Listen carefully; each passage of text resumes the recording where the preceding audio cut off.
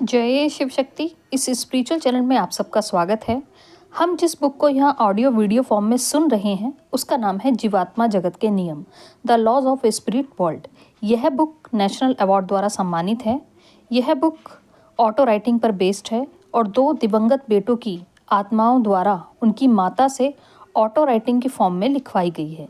यह एक आध्यात्मिक बुक है और किसी भी जाति धर्म से इसका कोई लेना देना नहीं है, इसलिए यह बुक हमारी स्पिरिचुअल ग्रोथ में सहायक है। बस चेतावनी ये है कि खुद से कभी भी ऑटो राइटिंग करने की चेष्टा ना करें, क्योंकि यह कला ईश्वर द्वारा किसी खास को दी जाती है और जानबूझकर ऐसा करना आपके लिए हानिकारक हो सकता है। चैनल को सब्सक्राइब करके, वीडियो को लाइक एंड शेयर करके आप इस आध्यात्मिक विकास की मुहिम में हमारी सहायता कर सकते हैं। साथ में बने रहिए। धन्यवाद। सुनते हैं बुक की summary. Hello friends, last topic मैंने पढ़ा था जीवात्माएं किस प्रकार के कार्य करती हैं। आगे चलते हैं। प्रश्न है, क्या पृथ्वी पर रहने वाली आत्मा की जुड़वा आत्मा जीवात्मा जगत में उसके जीवात्मिक मार्गदर्शक के रूप में काम कर सकती है? हाँ, लेकिन बहुत ही असाधारण परिस्थितियों में। प्रश्न, जुड़वा आत्मा किसे कहते हैं? क्या यही आत्मिक मित्र है? इस ब्रह्मांड की प्रत्येक आत्मा दरअसल एक पूर्ण आत्मा का आधा हिस्सा होती है। जब एक आत्मा चौथे लोक के 5वें स्तर से अपनी यात्रा आरंभ करती है, यह 2 भागों में विभाजित की जाती है, नर आत्मा और नारी आत्मा। इन मूल नर और नारी आत्माओं का अंत में जाकर 7वें लोक के 9वें स्तर में मिलकर फिर से एक पूर्ण आत्मा बनना होता है। इन आत्माओं को जुड़वा आत्माएं कहते हैं। असंख्य जन्मों के बाद जब दोनों आत्माएं पृथ्वी पर कभी पुरुष रूप में और कभी स्त्री रूप में अपना अपना प्रशिक्षण पूरा कर लेती हैं और अपने कर्मों के फल भोग लेती हैं, तब जाकर ऐसा संभव होता है। इसके बाद ही 7वें लोक के 9वें स्तर पर दोनों आत्माओं का पुनर्मिलन होता है। जो ही आत्मा 7वें लोक के 9वें स्तर में पहुंचती है, पुनर्मिलन से ठीक पहले पुनः वह पुरुष और स्त्री की मूल आत्मा के रूप में आकर अगले विश्व की ओर प्रस्थान करती है। अतः आपकी जुड़वा आत्मा पृथ्वी पर कहलाए जाने वाले आत्मिक मित्र से बहुत अलग होती है। जब आप आत्मिक मित्र शब्द का प्रयोग करते हैं तो यह इसके लिए होता है जिसे आप स्वयं के बहुत ही निकट महसूस करते हो, लेकिन यह जरूरी नहीं कि वह व्यक्ति आपकी जुड़वा आत्मा हो। वह व्यक्ति एक समूह आत्मा हो सकती है जिसके साथ आपके पिछले जन्मों के कई रिश्ते हो सकते हैं। ईश्वर ने एक बार में एक निश्चित संख्या में आत्माओं को सृजन किया।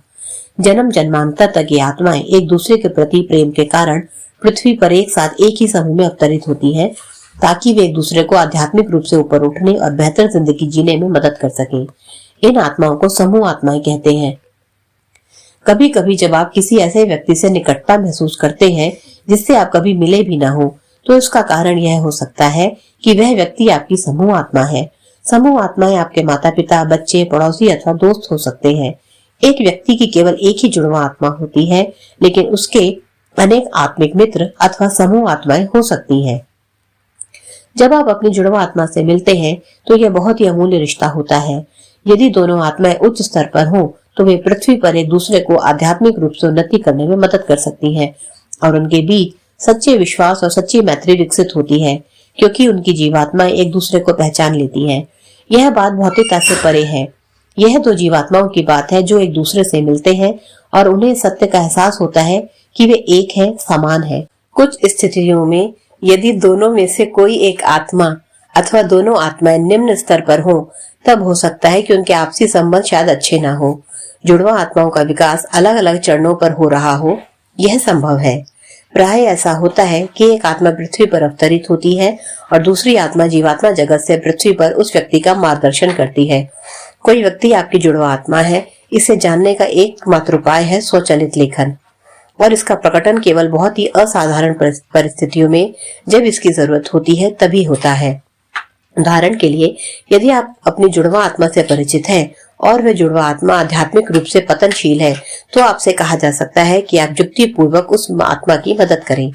प्रत्येक आत्मा को 2 भागों में विभाजित करने के पीछे ईश्वर का मुख्य उद्देश्य है मनुष्य को सह अस्तित्व की शिक्षा देना। आप पर एक दूसरे की प्रगति की जिम्मेदारी होती है। संयुक्त होकर जुड़वा आत्माएं बड़ी उपलब्धियां प्राप्त कर सकती हैं, लेकिन यदि उनमें से एक लड़खड़ा जाए तो दोनों को आध्यात्मिक रूप से नुकसान होता है। इसका कारण यह है कि जब आप 7वें लोक के 9वें स्तर में पहुंचते हैं तो आप अपनी जुड़वा आत्मा के साथ संयुक्त होकर एक संपूर्ण आत्मा बन जाते हैं। केवल इसके बाद ही आपको अगले विश्व यानी चौथे विश्व में जाने की अनुमति मिलती है। यदि आप 7वें लोक के 9वें स्तर पर हैं और आपकी जुड़वा आत्मा आध्यात्मिक रूप से निम्नतर है, तो आपको अपनी जुड़वा आत्मा के 7वें लोक के 9वें स्तर में पहुंचने की प्रतीक्षा करनी होती है, चाहे इसमें कई जन्मों का समय क्यों न लगे।